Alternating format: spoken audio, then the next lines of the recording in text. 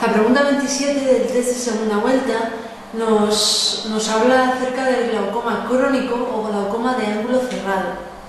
Tenemos que saber que es una entidad que afecta aproximadamente al 1,5-2% de la población general. Es una de las causas más frecuentes de ceguera a nivel mundial. ¿Cuáles son los factores de riesgo para tener un glaucoma crónico? En primer lugar, los antecedentes familiares, porque es una enfermedad que se hereda, tiene una herencia poligénica, no está bien establecido el patrón de herencia, pero lo que es seguro es que se hereda. Entonces, si un paciente tiene madre o padre con glaucoma, hay que estudiarle con más detalle. Hay que hacer una prevención un poquito anterior al resto de la población general. Otro factor de riesgo para el desarrollo de glaucoma es la miopía magna. Los miopes magnos tienen más cataratas y más glaucoma de ángulo abierto. ¿Cómo se diagnostica? A todos los pacientes de más de 40 años hay que tomarles la presión intraocular una vez al año. Si esta presión intraocular está aproximadamente por debajo de 20, todos son cifras orientativas, es decir, no hay que saber ninguna cifra exacta, pero si está por debajo de 20, generalmente lo mandamos a casa porque es poco probable que tenga glaucoma, a no ser que tenga antecedentes familiares, que si no lo estudiamos igualmente. Si el paciente tiene la tensión intraocular por encima de 21 milímetros de mercurio, le hacemos un estudio oftalmológico en busca de datos de glaucoma. ¿Cuál es el problema de este screening que acabamos de hacer? El problema es que el glaucoma es una enfermedad en la cual el nervio óptico se va muriendo porque no puede vivir con la tensión que tiene. Es decir, generalmente con tensiones en torno a menores de 20 milímetros, el nervio óptico suele estar sano, pero hay un 15%, 10% de los glaucomas que se llaman glaucomas normotensivos, que son nervios ópticos más delicados que incluso con tensiones por debajo de 20 no están sanos y las fibras ópticas se van muriendo. Es decir, hay que tener cuidado con ese porcentaje de glaucomas que nos hemos saltado con este screening. Si nos quedamos con los pacientes que tienen tensiones intraoculares por encima de 21 milímetros, también tendremos el caso contrario, es decir, pacientes con nervios ópticos resistentes que tendrán tensiones elevadas, sin embargo su nervio óptico estará sano. Por lo cual, el glaucoma no es una enfermedad que se pueda diagnosticar solamente con la tensión, sino que hay que ver que el paciente tiene daño del nervio óptico, es decir, hay que ver que tiene neuropatía óptica glaucomatosa, si no, por muy alta que esté la tensión, no podemos diagnosticarlo de glaucoma, o por muy baja que esté, no podemos descartar completamente el glaucoma. Es decir, tenemos que saber si el nervio óptico está sano o está dañado por glaucoma. ¿Qué pruebas tenemos para saber si el nervio óptico está afecto? En primer lugar, tenemos la prueba más precoz, que es la tomografía de coherencia óptica. En segundo lugar, tenemos el campo visual. Y por último, lo que se afecta en último lugar, y además lo más subjetivo, es la excavación de papila. Vamos a hablar un momentito de cada una de estas tres pruebas. En primer lugar, la tomografía de coherencia óptica. Ya la hemos mencionado cuando hablábamos de los diabéticos, del edema macular. Decíamos que nos hacía un corte anatomopatológico de la retina y que veíamos perfectamente cada una de las capas de la retina, si tenía líquido o no, en el edema macular diabético.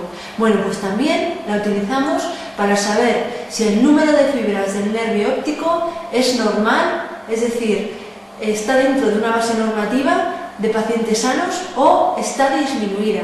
Si es normal, decimos que el paciente no tiene glaucoma, y si está disminuida con respecto a pacientes sanos de su edad, decimos que el paciente tiene neuropatía óptica glaucomatosa. Otra prueba que nos ayuda a saber si el paciente tiene o no glaucoma y a cuantificar el daño es el campo visual. Hay una serie de escotomas típicos del campo visual, pero más que saber los nombres, lo que hay que saber es que la afectación del campo visual por el glaucoma empieza en la periferia. Y lo último que se afecta es la agudeza visual, y lo último de todo es un islote de visión temporal. Por eso, tomar la visión a los pacientes con glaucoma no nos ayuda mucho a saber si están o no diagnosticados y cuál es la gravedad de su afectación. Primero afecta a la periferia, luego va afectando un poquito más al centro con forma de arco, y al final, si lo dejamos evolucionar, afecta incluso a la agudeza visual en estadios bastante avanzados. Por último, la excavación de papila. Bueno, eso es un dato tremendamente subjetivo. Generalmente excavaciones por encima de 0,4, 0,5 son sugestivas de glaucoma, o por lo menos nos exigen un estudio. Los ojos miopes, hemos dicho anteriormente que son ojos grandes, por lo cual tienen láminas cribosas grandes, es decir, orificios por donde entra el nervio óptico de gran tamaño. El nervio óptico tiene mucho espacio y no lo ocupa todo, por eso parece que tienen excavaciones grandes, es decir, que tienen mucho territorio sin nervio óptico. Nos podría hacernos sospechar de que los pacientes miopes tienen glaucoma. Sin embargo, los miopes, excavaciones grandes no son sugestivas de glaucoma. En los pacientes hipermétropes, al revés. La lámina cribosa es pequeñita, tiene poco espacio para que el nervio óptico acceda al interior del ojo, por lo cual hay que tener un poquito más de cuidado en los pacientes hipermétropes y descartar glaucoma incluso con excavaciones pequeñas.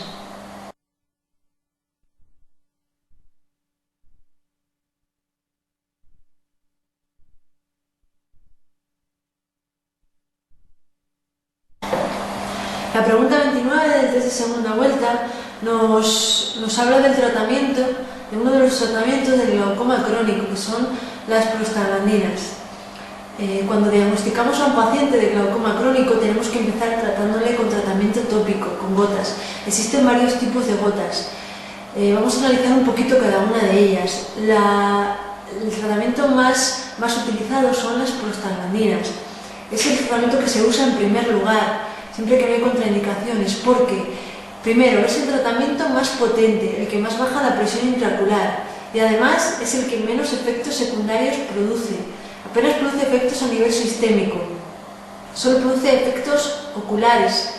Las prostaglandinas pertenecen a la ruta de la inflamación, es decir, son sustancias proinflamatorias, así que no podemos prescribirlos siempre que el ojo nos suene a que está inflamado. Es decir, si vemos una pregunta de un paciente con un glaucoma crónico, pero que tiene antecedente de uveitis, están contraindicadas. Si tiene antecedente de herpes intraocular, también están contraindicadas. Los pacientes operados de cataratas, los pseudofáquicos, tienen predisposición a que se les inflame la mácula, por eso que dijimos al principio, ese movimiento del vitrio que hace que se desprenda de la parte posterior. Bueno, como se puede inflamar la mácula, en los pacientes pseudofáquicos tenemos también cuidado a la hora de poner las prostaglandinas. Por supuesto, están contraindicadas en embarazadas, porque pueden contraer el útero y provocar abortos. Ya veis que las prostaglandinas, la mayoría de sus contraindicaciones son oculares, es decir, sientan muy bien al cuerpo, pero inflaman el ojo. Por eso no se pueden poner siempre que algo suena que el ojo está inflamado. Hay pocas patologías, por lo tanto, que contraindican su utilización. Otros dos efectos secundarios que tienen son, en primer lugar, que hacen crecer mucho las pestañas, producen una hipertriquiasis muy llamativa y además cambian el color del iris, lo oscurecen. Por eso hay que avisar a los pacientes que tienen los ojos claros de que su color de iris se puede oscurecer. Las prostaglandinas es uno de los fármacos que más se utiliza en oftalmología. Antes de que aparecieran los antiangiogénicos que utilizamos para las membranas neovasculares de la endemia húmeda, las prostaglandinas eran los fármacos que más dinero costaban a la sanidad. Sin embargo, desde que han aparecido los antiangiogénicos, han pasado estos, sobre todo el ranibizumab, ha pasado a ser el fármaco oftalmológico que más dinero cuesta a la sanidad. Por eso es importante saberse datos de ambos fármacos. Otro tipo de tratamiento, otro tipo de gota para el glaucoma crónico son los betabloqueantes. Ya sabéis los efectos adversos que son contraindicados en broncópatas, cardiópatas, tampoco se los solemos poner en gente joven porque impiden que puedan hacer ejercicio libremente. Entonces, los betabloqueantes, al contrario que las prostaglandinas, tienen muchos efectos adversos sistémicos y pocos oculares, solamente producen un poco de sequedad ocular. También es un fármaco que se utiliza mucho, los betabloqueantes. Más fármacos, ya fármacos de segunda línea, pues tenemos los inhibidores de la anhidrasa carbónica, que se utilizan mucho por los nefrólogos. Son fármacos diuréticos, los tenemos en gotas y en tratamiento por vía oral, y ambos bajan la tensión intraocular. Hay que tener cuidado con las personas que tienen antecedente de litiasis. Y también producen bastantes problemas digestivos. Otros fármacos son los alfa-adrenérgicos. Hemos hablado de los alfa-adrenérgicos cuando estábamos hablando del diagnóstico del Horner. Dijimos que la pupila del Horner, que típicamente está en miosis, no se dilata por el uso de cocaína ni de alfa-adrenérgico. El alfa-adrenérgico es un simpático mimético, pero solo de los receptores alfa. Se utiliza como hipotensor. Sin embargo, hay que tener cuidado porque produce midriasis. Cuidado, sobre todo, en los pacientes con glaucoma de ángulo cerrado, porque como luego vamos a ver, la base de este glaucoma es una midriasis, y si necesitamos midriático haremos que la crisis de glaucoma de ángulo cerrado o de bloqueo pupilar dure mucho más. Ahora tenemos un subtipo de alfa-adrenérgico que son los alfa-2 adrenérgicos, que son todavía más selectivos, más específicos de los receptores oculares, y estos no producen ya midriasis, por lo cual sí que se pueden poner en todos los tipos de glaucoma. Tenemos también como hipotensor ocular la pilocarpina. Rara vez se utiliza con este fin, con el fin de bajar la tensión. Generalmente solo lo utilizamos en primer lugar para diagnosticar el ADI. Dijimos que el ADI se diagnosticaba instilando al paciente una gota de pilocarpina diluida al 10%, y la pupila en midriasis del ADI se transformaba rápidamente en miótica. También utilizamos la pilocarpina cuando, después de un bloqueo pupilar, con la pupila en midriasis queremos hacer que la pupila vaya a miosis y después hacer la iridotomía, es decir, se instila justo antes de la iridotomía para producir miosis en las crisis de bloqueo pupilar, en los glaucomas agudos. Hay otros fármacos que bajan la tensión, como son los simpático-miméticos, la fenilefrina, la epinefrina. Todos esos fármacos no se utilizan como hipotensores oculares porque tienen una inmensa cantidad de efectos adversos sistémicos y porque tenemos otros fármacos mucho mejores para ello. Si con una gota no nos vale, instilamos al paciente dos tipos de gotas, dos fármacos. Si con dos gotas no nos vale, podemos instilarle un tercer tipo de fármaco o podemos operarle o darle láser. En siguiente lugar, tenemos que considerar la opción del láser después del tratamiento tópico. El láser del glaucoma crónico se llama trabeculoplastia. Es dar impactos de láser argón al trabéculo para que éste se abra y el líquido, el humor acuoso, se cuele con más facilidad. El inconveniente de la trabeculoplastia es que dura solamente unos meses, es decir, el efecto es reversible, por eso se hace en pocas ocasiones. Al final tenemos que recurrir al tratamiento quirúrgico en algunos casos, que se llama trabeculectomía, que consiste en hacer una vía que comunique la cámara anterior con la episclera. Es decir, se forma una especie de ampolla que va sacando poco a poco el líquido de la cámara anterior para que baje la presión intraocular del paciente y con ello intentar controlarle mejor la tensión y retirarle el tratamiento tópico.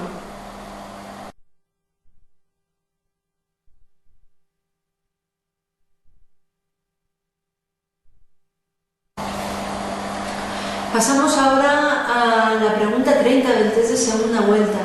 Nos habla de un paciente con visión borrosa, con dolor en ese ojo y que tiene vómitos y bradicardia, es decir, tiene síntomas vagales. Estamos ante un caso de un glaucoma agudo de ángulo cerrado o glaucoma por bloqueo pupilar. En primer lugar, hay que saber que no hay que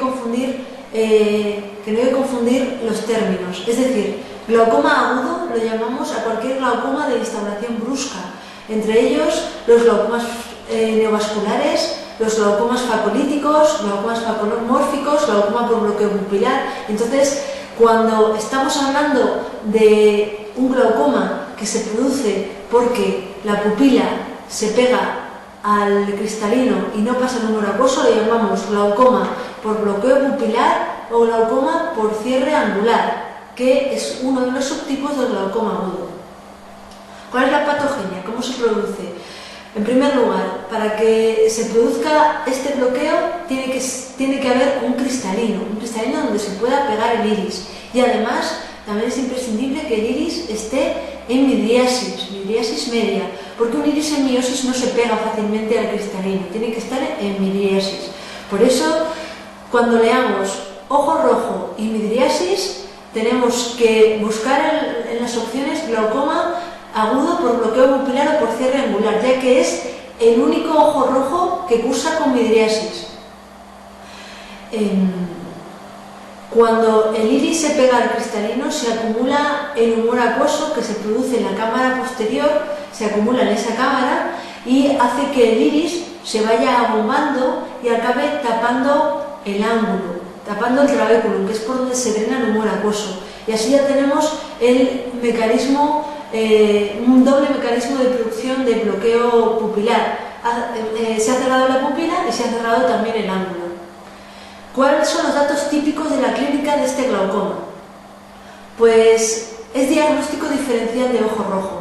Lo más importante es que cursa con midriasis, es decir, ojo rojo y midriasis, glaucoma por cierre, por bloqueo pupilar o por cierre angular.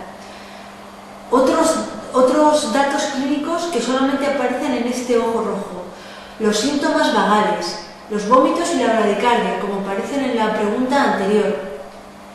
Los síntomas vagales se deben a que el ojo es rico en terminaciones parasimpáticas. Por eso, una presión alta ejercida desde fuera o desde dentro hace que se active el parasimpático, se activa el vago y produce vómitos y bradicardia. Esto es algo parecido a lo que ocurre cuando el paciente se da un balonazo en el ojo o cuando el cardiólogo presiona el globo ocular para tratar la taquicardia sinusal, que se activa el vago y se lentece la frecuencia cardíaca y produce síntomas vagales. Otro dato clínico típico solo de este ojo rojo, aparte de la midriasis y de los síntomas vagales, es los posibles antecedentes de cefalea hemicranial. Cuando el paciente está en oscuridad, ese ojo se bloquea, empieza a subir la tensión, al paciente le produce cefalea y cuando otra vez va a un lugar con luz se desbloquea y se le pasa la cefalea. Por lo cual, si nos ponen ojo rojo con antecedentes de cefaleas hemicraniales, también hemos de pensar en un glaucoma por cierre pupilar. Un factor predisponente, no es imprescindible, pero sí que ayuda a que se produzcan estas crisis, es la hipermetropía, porque hace que el iris y la córnea y el cristalino estén todos más cerca y por eso se puedan adherir, se puedan bloquear más fácilmente. Por eso estas preguntas empiezan a veces con paciente hipermétrope. La conclusión es que si vemos ojo rojo con midriasis, con síntomas vagales o con antecedentes de cefalea hemicranial, tenemos que descartar un glaucoma por cierre angular. Lo primero que tenemos que ver en un ojo rojo es la pupila, para ver si está en midriasis. Si está en midriasis ya no queda más duda. Solamente puede ser un glaucoma por cierre angular. Y si está en miosis puede ser cualquier otro ojo rojo doloroso. Siempre que el ojo duele, se contrae el músculo esfínter del iris. Por eso siempre que el ojo duele está en miosis, excepto en el glaucoma por cierre angular, que está en midriasis.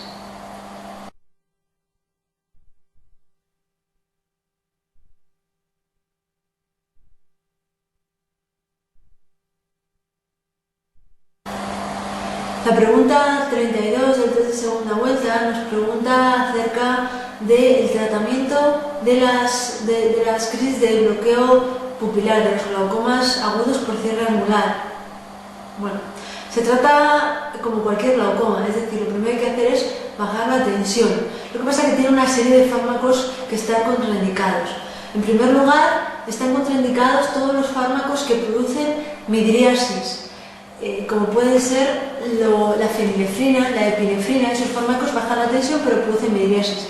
También contraindicados los alfa-adrenérgicos, porque producen midriasis. Sin embargo, los que no están contraindicados son los alfa-2 adrenérgicos, porque son tan selectivos del ojo que no producen midriasis.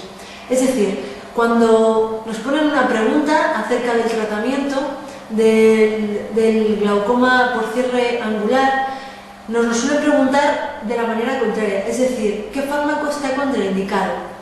En primer lugar, midriáticos, como hemos dicho. Si no hay midriáticos, tenemos que buscar prostaglandinas, que bajan la tensión ocular pero inflaman el ojo, y estamos hablando de un ojo rojo. Así que ni midriáticos, entre ellos alfa-adrenérgicos, ni prostaglandinas. Además, en todas las crisis de bloqueo pupilar tenemos que añadir corticoides, porque es uno de los antiinflamatorios más potentes que tenemos, corticoides tópicos. Un momentito vamos a hablar de los corticoides. En el ojo producen catarata subcapsular posterior, muy típica, y producen glaucoma, pero glaucoma de ángulo abierto. Es decir, cuando se ponen durante semanas, en algunos pacientes pueden subir poco a poco la tensión. Sin embargo, cuidado, se utilizan para tratar el glaucoma de ángulo cerrado, porque es el antiinflamatorio más potente que tenemos, e instilamos unas gotas durante unas pocas horas y el ojo se desinflama.